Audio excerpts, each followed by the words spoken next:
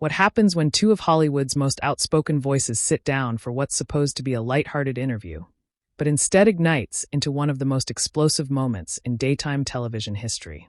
Tim Allen, the beloved comedian known for never holding back, walked onto the View set expecting a normal promotional appearance. What he got instead was a confrontation that would leave the entire studio speechless. The co-hosts scrambling and Tim Allen walking off the set in the middle of a live broadcast. This wasn't about a movie or a sitcom. This was personal.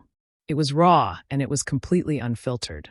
Before we get into what actually went down, make sure you hit that subscribe button and drop a comment below telling us what you think about celebrities speaking their minds on live television. Because what you're about to witness is absolutely unprecedented.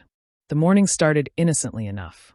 Tim Allen was there to promote his latest project, and the panel seemed ready for their usual mix of banter and softball questions. Whoopi Goldberg, sitting in her usual spot at the table, welcomed him with a smile that seemed friendly on the surface. The other co-hosts chimed in with their hells, and for the first few minutes, everything seemed perfectly normal. Tim settled into his seat, coffee mug in front of him, that familiar grin on his face that audiences have loved for decades. Whoopi started with the basics, asking about his new show and what he's been up to. Tim answered with his characteristic humor, getting laughs from the audience and nods from the panel. But there was something in the air, a certain tension that people watching at home might not have picked up on initially, but was definitely present in that studio. The way Whoopi phrased certain questions, the slight edge in her voice, Tim's increasingly measured responses, something was brewing. Then Whoopi shifted gears. She leaned forward slightly, her expression changing from casual host to something more serious, more confrontational. She brought up Tim's past comments about politics, about Hollywood, about the entertainment industry's culture. The audience got quiet. The other co-hosts exchanged glances. Tim's smile faded just a bit, and he sat up straighter in his chair. "You've been pretty vocal over the years," Whoopi said, her tone walking that line between curious and accusatory about your views about how you think people in this industry are treated differently based on their beliefs. "So, I have to ask, do you really think you've been silenced? Because from where I'm sitting, you seem to have plenty of platforms." Tim took a breath, and you could see him choosing his words carefully. "Well, Whoopi, I think there's a difference between having a platform and actually being heard without facing consequences. I've seen careers destroyed. I've seen people blacklisted, not because they weren't talented, but because they didn't fall in line with a particular way of thinking." Whoopi shook her head. "But Tim, come on. You've had successful shows. You've worked consistently. Where's the proof that anyone's actually being silenced? Or is this just about not wanting to face criticism when you say something controversial?" "There's a difference between criticism and cancellation," Tim replied, his voice steady but firm. "I can handle criticism. What I can't support is a system where people are afraid to have honest conversations because they're worried about losing everything they've built. That's not criticism, that's control." The energy in the room shifted dramatically. What started as an interview question had turned into something much deeper. Whoopi wasn't backing down, and neither was Tim. The other co-hosts tried to interject to maybe lighten the mood or redirect the conversation, but both Whoopi and Tim seemed locked in now. "Control," Whoopi repeated, her voice rising slightly. "Tim, people face consequences for their words. That's not new. That's not unique to one side or the other. If you say something that offends people, they have the right to respond. They have the right to choose not to support you. That's not cancellation. That's accountability." Tim leaned forward now, too, matching her energy. "Accountability is great. I'm all for it. But when did we decide that accountability means destroying someone's livelihood? When did we agree that one mistake, one opinion that differs from the mainstream, means you deserve to lose everything?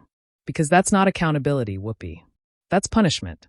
That's making an example out of people to scare everyone else into silence." The audience was completely silent now. This wasn't the fun, lighthearted banter they'd expected. This was real, unscripted, and intensely uncomfortable. Whoopi's expression hardened, and you could see her jaw tighten. "So, what are you saying, Tim?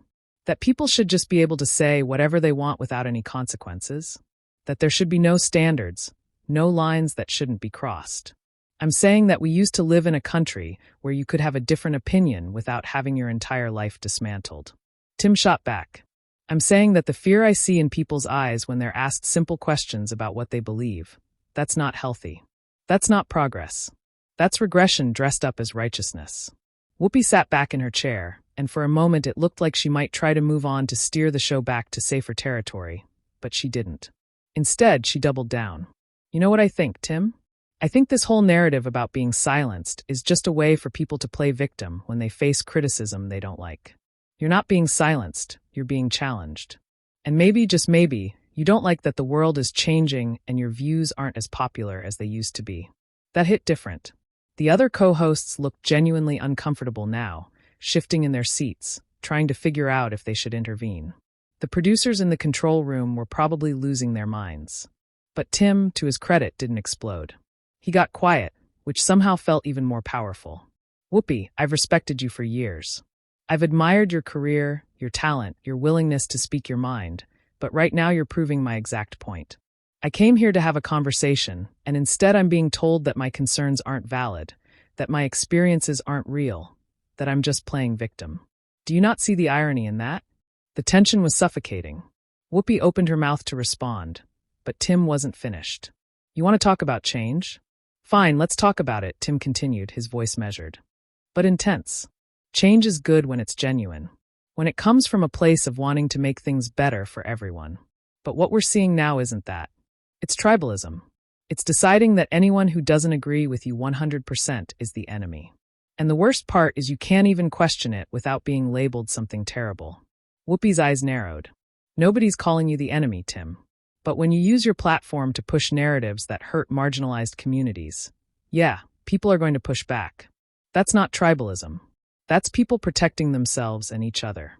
Protecting themselves from what exactly? Tim asked, genuinely seeming to want an answer. From someone having a different opinion. From someone asking questions. Because that's what gets people in trouble now. Whoopi. Not hate speech. Not actual bigotry, but simply asking questions or expressing doubt about the approved narrative. One of the other co-hosts, clearly trying to de-escalate, jumped in. Maybe we can all agree that there's room for nuance here, that both sides have valid concerns. But Whoopi cut her off. No, I'm sorry, but I'm not going to both sides this. Tim, you keep talking about fear and silence, but let me tell you about fear. Fear is being a person of color in this country and watching people with massive platforms downplay systemic issues. Fear is being part of a marginalized community and watching people dismiss your lived experiences because it doesn't fit their political views. That's fear.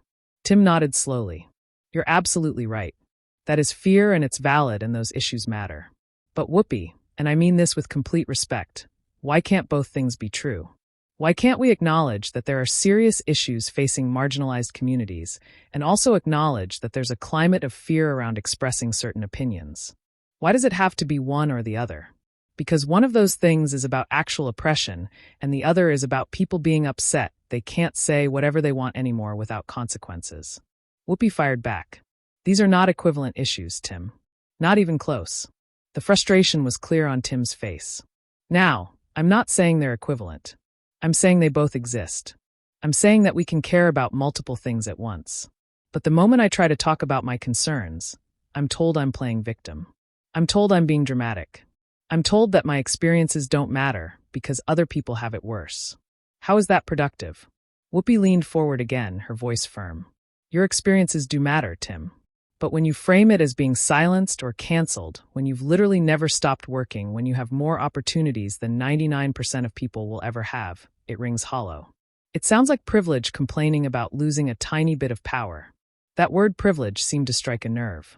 Tim's expression changed, and for a moment he looked like he was deciding whether to continue the conversation or end it right there.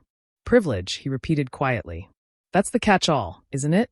Anytime someone tries to express a concern, anytime someone tries to have a conversation about something that matters to them, just call it privilege, and suddenly their perspective doesn't matter anymore. It's a silencing tactic, Whoopi. And I think you know that it's not a silencing tactic. It's context.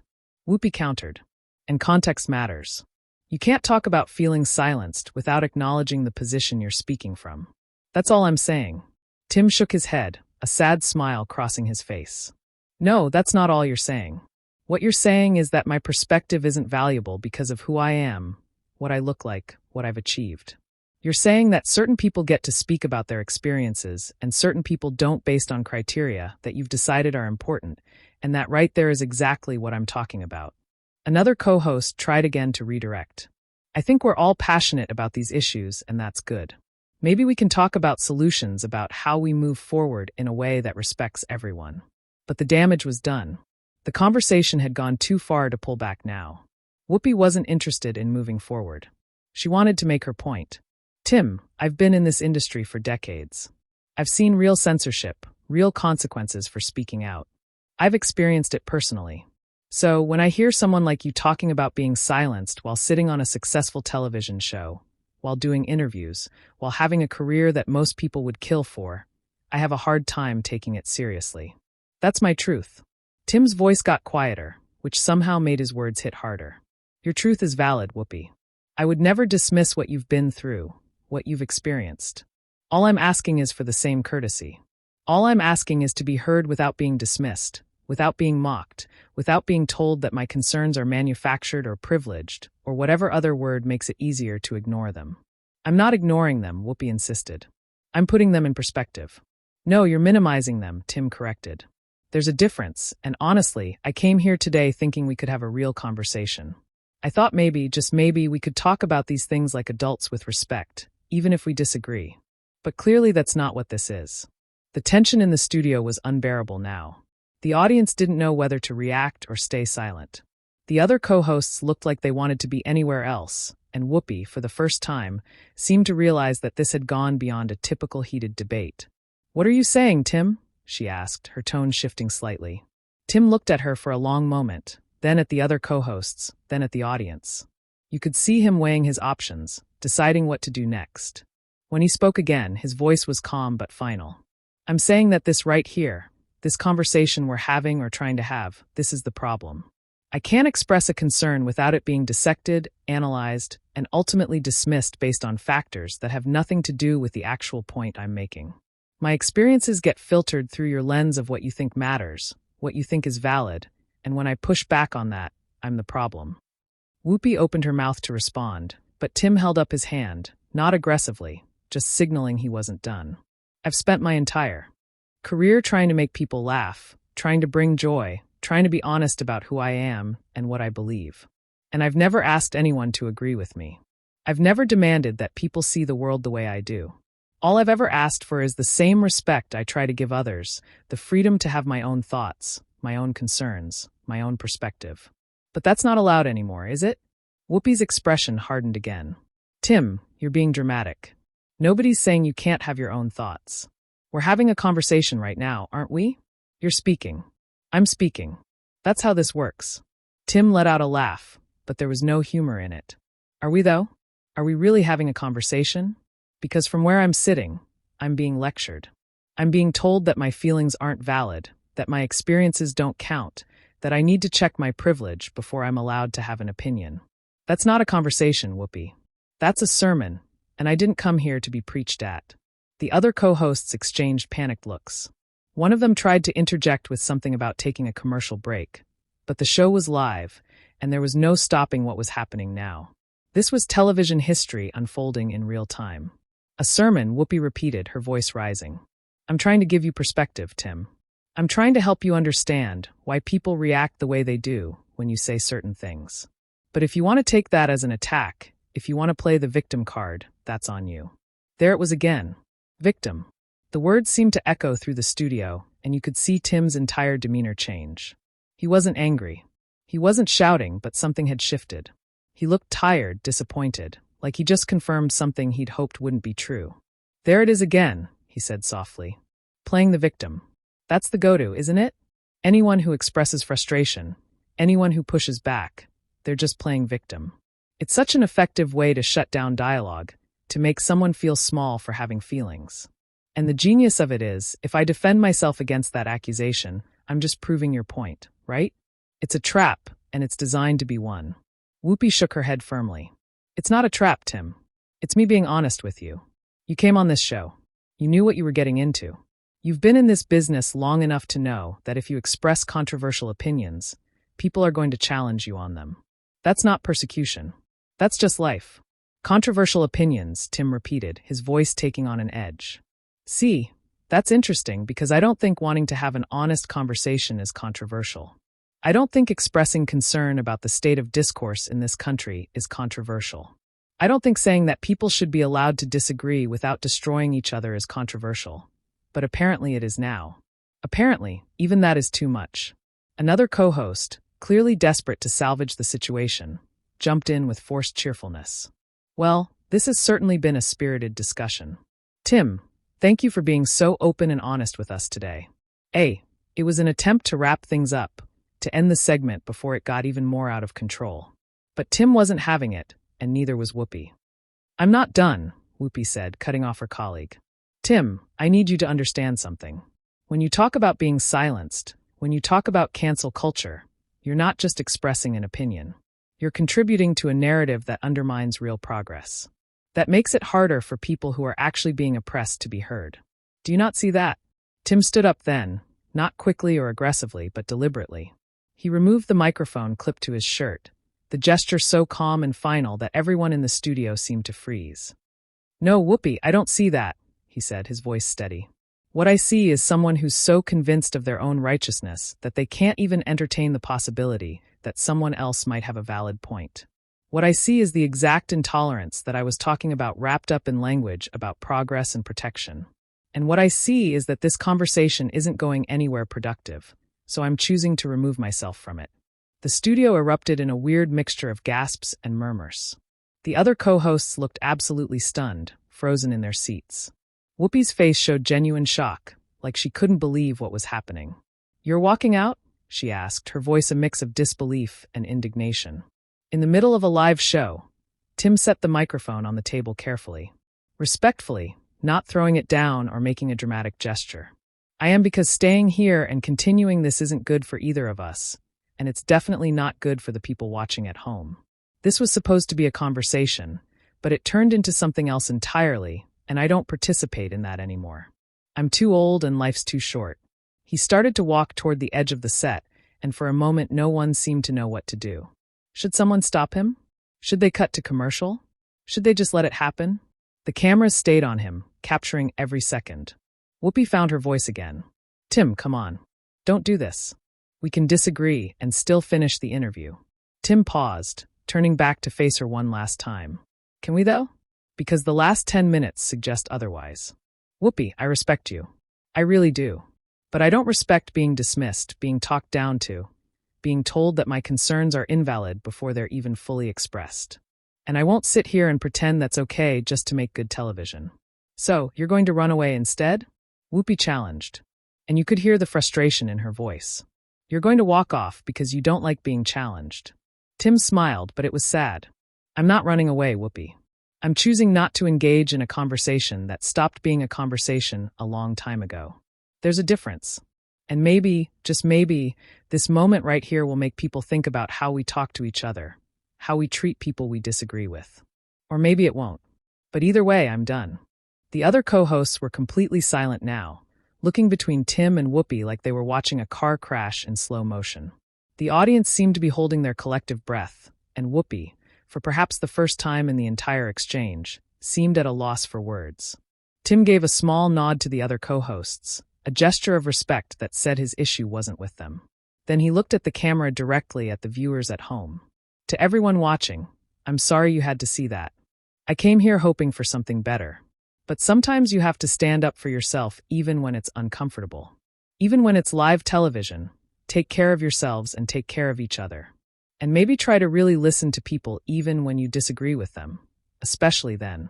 And with that, Tim Allen walked off the View set, leaving Whoopi Goldberg and the rest of the panel sitting in stunned silence. The camera's still rolling, capturing one of the most shocking moments in daytime television history. The producers scrambled to figure out what to do next. The audience sat in disbelief, and viewers at home were left processing what they just witnessed. This wasn't a scripted moment. This wasn't planned controversy. This was real, raw, and revealed something profound about where we are as a society when it comes to dialogue, disagreement, and respect. Tim Allen made a choice in that moment to walk away rather than continue a conversation that had become something else entirely. Whether you agree with him or with Whoopi, whether you think he was right to leave or should have stayed, one thing is certain. This moment will be talked about for a long time to come. So, what do you think? Was Tim Allen right to walk off, or should he have stayed and continued the conversation? Drop your thoughts in the comments below, and make sure you hit that subscribe button, because we're going to keep bringing you the most talked about moments in entertainment. What would you have done in Tim's position?